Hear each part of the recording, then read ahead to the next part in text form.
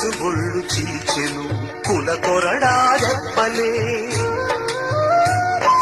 క్రీస్తు తలను గుచ్చెను మతముళ్ళ కిరీటమే. యేసు ఒళ్ళు చీచెను కుల కొరడా దెబ్బలే, క్రీస్తు తలను గుచ్చెను మతముళ్ళ కిరీటమే.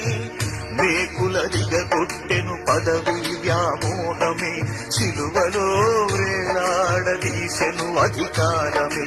కులమా కళ్ళు పొడుచుకో, మతమా ఉరిపోసుకో, సిలువ సాక్షిగా యేసు సిలువను సిలువ మోయుచు ప్రకటించెదను. సిలువ సాక్షిగా యేసు సిలువను సిలువ మోయుచు ప్రకటించెదను.